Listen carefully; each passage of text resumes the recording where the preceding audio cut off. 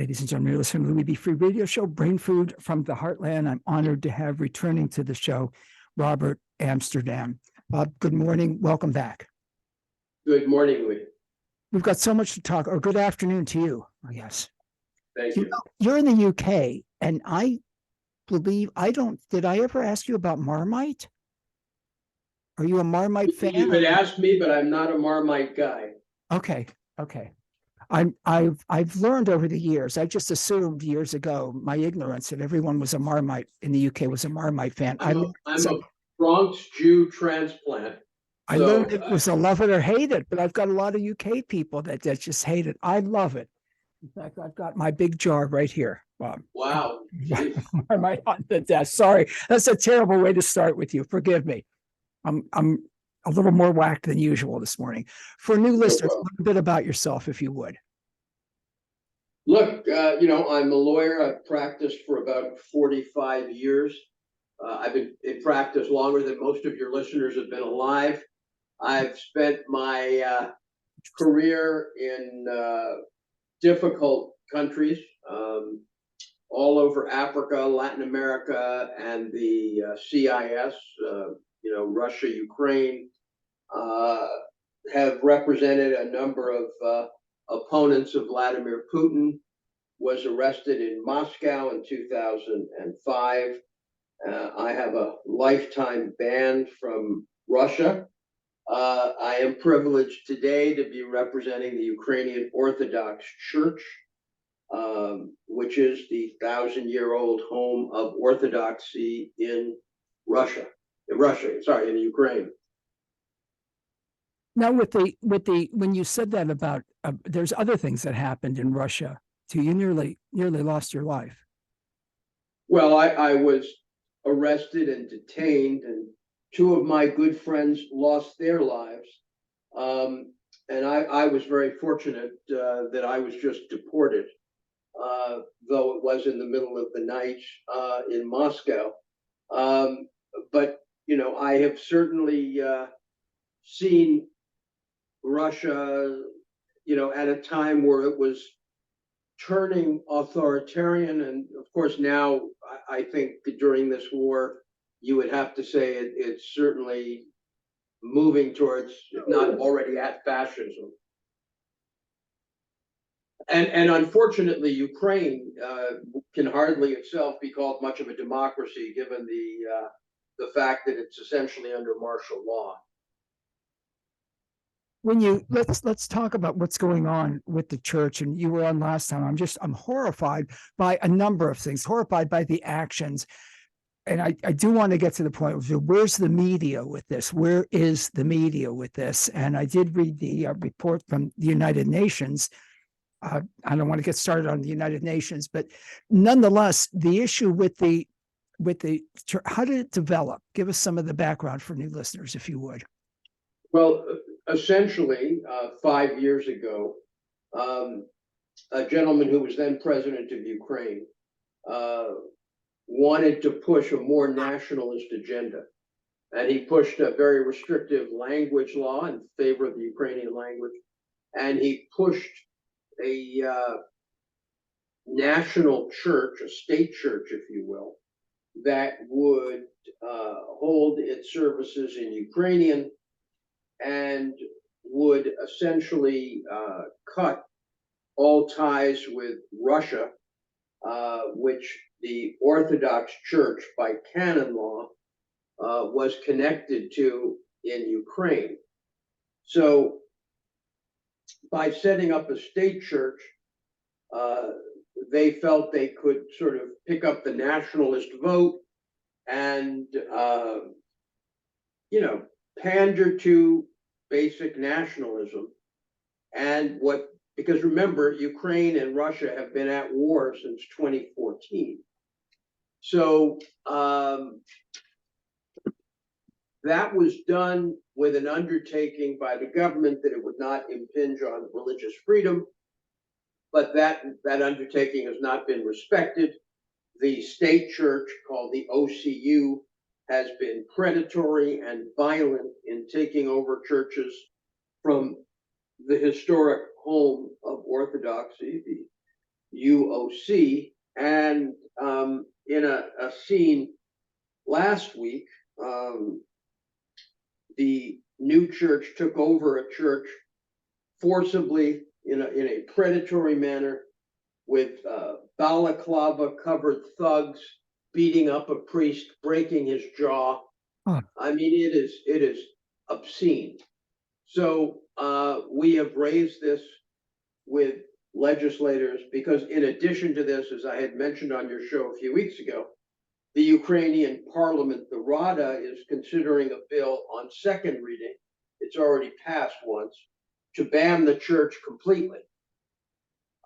Such a bill, in my view, and in the view of many, would violate human rights, would violate the Ukrainian constitution, and would certainly make Ukraine's chances to enter the European Union far more difficult.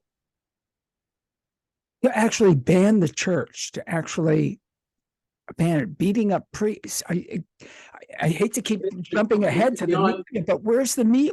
Why aren't we hearing about this? Well, I wanted to say today is the 27th of November. The headline in the Times of London is Putin tells sleeper spies to trigger chaos in Kyiv. Now, for the uninformed reader, you would think that Vladimir Putin is somehow responsible for internal dissension in Ukraine. People on the ground in Ukraine have been very aware of internal fighting going on for many, many weeks. But the Ukrainians have this narrative, which, you'll excuse me, journalists like the London Times seem to be willing to be the useful idiots, to quote Lenin, of the Ukrainians. And they just go along with every Ukrainian problem has to be created by Vladimir Putin. Well, the truth is, the Ukraine has problems. They aren't all generated by Putin. Some of them certainly are. Drone strikes, yeah, that's Putin. But the internal chaos is largely the fault of the political leadership in the country. Leadership that has led them into disputes with Poland, disputes with other allies. I mean, there's been a lot of dysfunction coming out of Ukraine, and the Western press seems to be simply not willing to report it. I gotta, what's your best? I understand there's not a lot of journalistic integrity these days. I know there's not a lot of journalistic digging, and in fairness, there certainly are amazing journalists out there doing their job. Why not? I mean, why? When I read these reports, when I go to your website and I read this, I'm just, and when I talk about it with people, they say, well, where did you hear that? It's, I don't get it. You can tell I'm flustered with this. I don't get it. Look, quite honestly, there has been a deterioration, in my view, certainly in the quality of journalism in the East, involving Russia. We have put Russia, and to some extent China, on a completely different course where we have declared them enemies. We don't want to hear their stories. We don't want to fully understand them unless it's in some form of biased reporting. I just think it's very, very dangerous.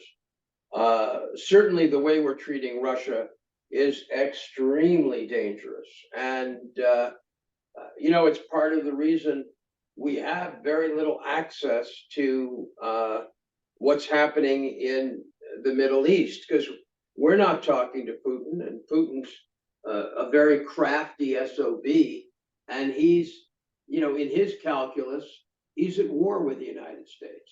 So there is no margin in any form of discussion. So we end up basically limiting our instruments of diplomacy to sanctions. And I am an opponent of sanctions generally. I think they very often don't work. I think in the case of these Ukrainian sanctions, they have in many ways backfired incredibly. I think we've empowered China. We have made Russia into a vassal of China. We've empowered India.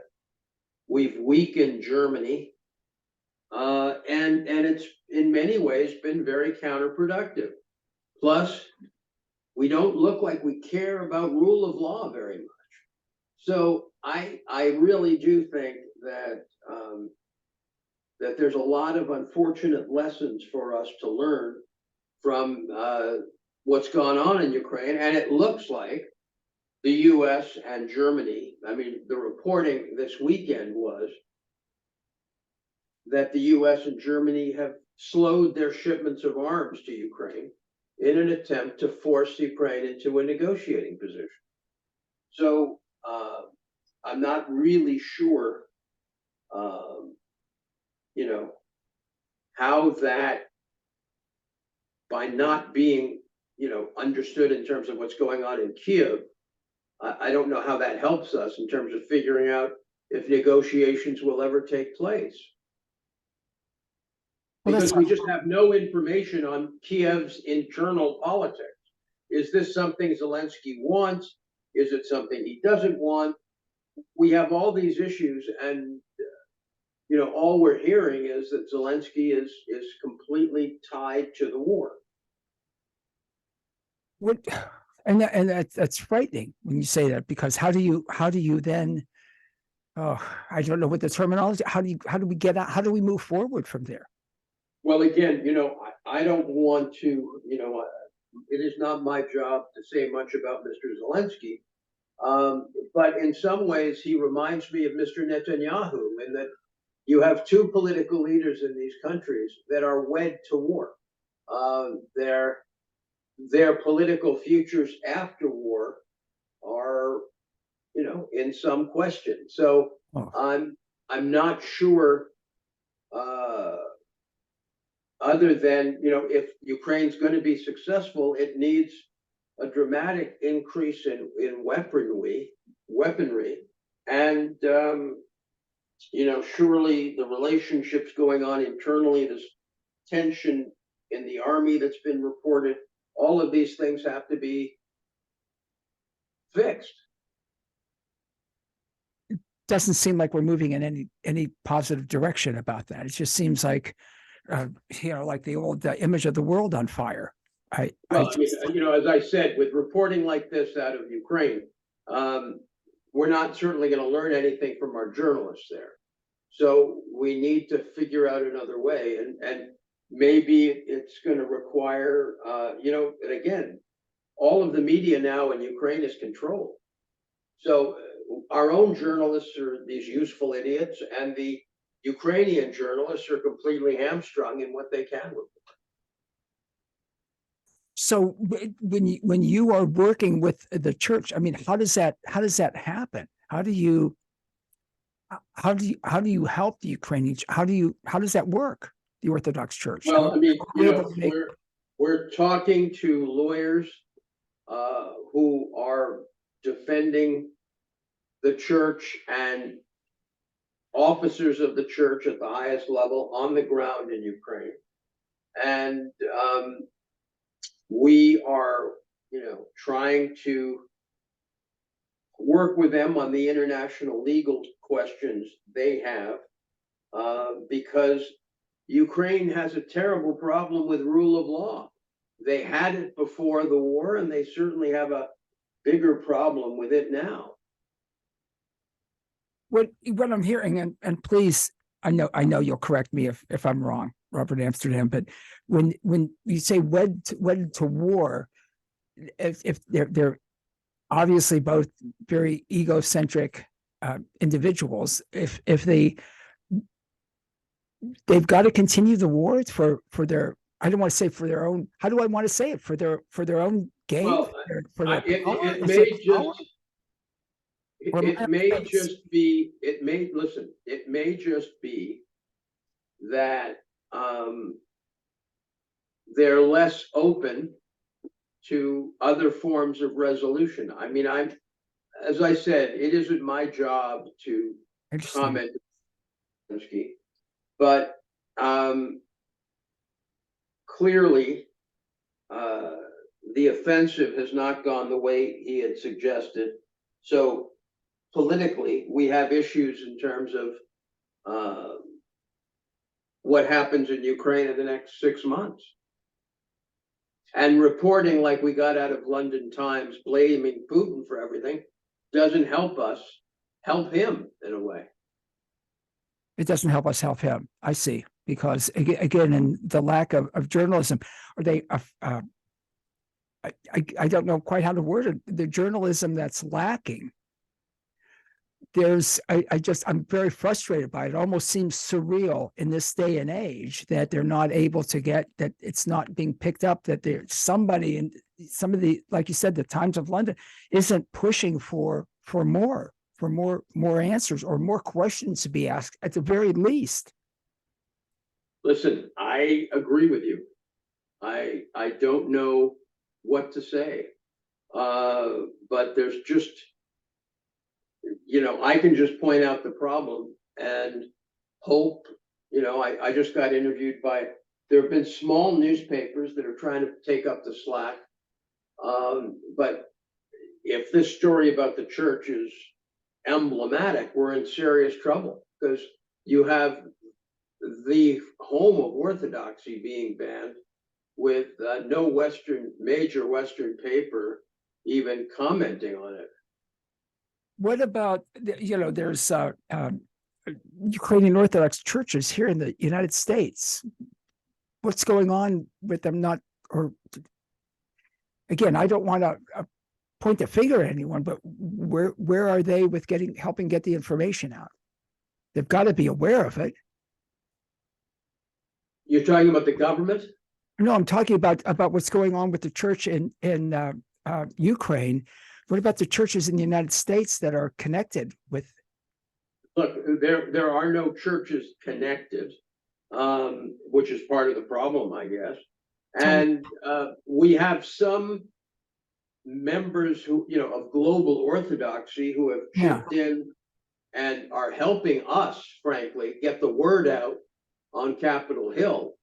But there is very little being done. I mean, we've got funding from a few of the church, serious members of the church who are trying to help the church, but it's very limited when you're up against the state. Yeah.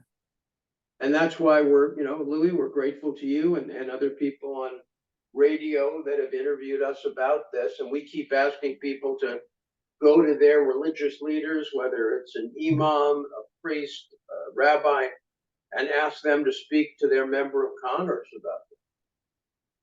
And what about our members of Congress? What about the United States? What do we are talking to everyone we can to say, again, we're not trying to impact funding or anything else. Just stand up for, in this case, stand up for Christ, stand up for Christianity, and not let a church that's 1,000 years old be put on the dustbin of history. Which looks like where it's headed if something dramatic doesn't happen. Exactly. Is that correct? That's right. And that's why we're out here talking to people. As I said, I'm flying in on the weekend to the States and hope to be having meetings in Washington. So if you have any listeners who are interested, they can, ask their representatives to meet with us. And we certainly, we're meeting, I know, with the office of the senator from Ohio, one of the senators from Ohio. And well, that's okay. I was going to ask if you knew which senator. He wrote a book, J.D. Vance. Okay, good. J.D. Vance. Yeah, it was either J.D. Vance or Sherrod Brown. Yeah. So you'd be meeting with J.D. Vance. Yes. So, I think it's crazy that this legislation is even being considered, honestly. And it is endemic. It is part of this problem of the useful idiots not talking about the reality of what's happening, but echoing trigger lines from the Ukrainian secret police. Robert Amsterdam makes me think of, and I know I've mentioned this to you before, that Pastor Niemöller quote. First they came for, and I know there's different versions of it, then they came for me and there was no one left to stand up for me. They came for the Jews, they came for the communists, they came for the socialists, they came for the trade unionists. And if that falls, if the church falls, what's next?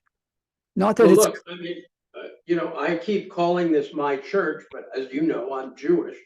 But I make the reason I'm so passionate about it is that I know they come for me next. I mean, I know very well that if we let governments pass this kind of legislation, anything is possible. It is a very slippery slope.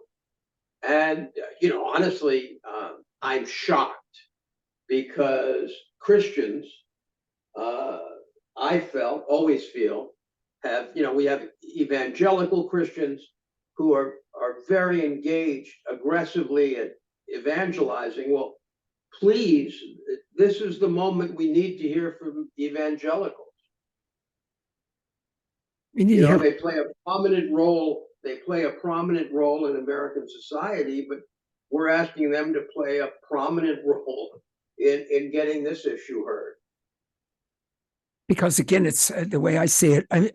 Not to make that it's not bad enough that it's happening the way it's happening, but it's the domino effect. Yeah, and I mean, I'm putting an ad in. I'm hoping in the next day or two in the newspaper in Shreveport, Louisiana, the home of the speaker, to tell him about this, because I know he's a man of the Bible, and hope, again, not tied into political stuff, but hope he'll stand up and say something about this. I would hope so, because this is not a political issue. No, this affects all of us and everyone. And the UN, absolutely. I've got to tell, is the UN, they publish papers, they do things, and again, a billion times better than I, the value of the UN. What about the United Nations? Well, they've issued a strong statement. Yeah, I have it. They've issued a strong statement, and we'll see what flows from that. Yeah, I again, and I've got the statement. I can post it up from the UN. The freedom of religion must prevail in Ukraine, even as war drags on. Senior UN human rights officials tell Security Council, but action is needed. It's that old, well done is better than well said. Absolutely. So Louis, I'm continuing to beat the drum, and I thank you for letting me get on the show for a few minutes, and let's see what happens. Okay. Can you stay a little? You got to split. I got to split pretty soon. Okay. But so you're asking people to again get in touch with their representatives. I'm just horrified by this, Robert. I'm so glad that our mutual friend, you and Candy and I were able to get together on this and talk about it, because it's horrifying. I'm repeating myself. It's horrifying. They're not hearing anything in the news, not hearing on the national news, and not reading anything in newspapers. Nothing. And you're 1,000% right. There is nothing out there. I mean, I'm only because we managed to get that Tucker Carlson interview is there millions of views. Yeah, 55 million views, and as far as I'm concerned, God bless him. I know he's a controversial figure, but wow, he certainly got this news out when nobody else would. No one's picking it up. That's the thing that's disturbing to me. With all those views, you would think there would be tremendous interest. I know you said you got to go, and I don't want to be rude, but Attorney Robert Amsterdam, I'm grateful for you in and for our world, and certainly the relationship that we have. Please keep. Thank you so much. Thank Appreciate it. you. Thank you so much. What an incredible guy, folks. Again, Attorney Robert Amsterdam. We've got the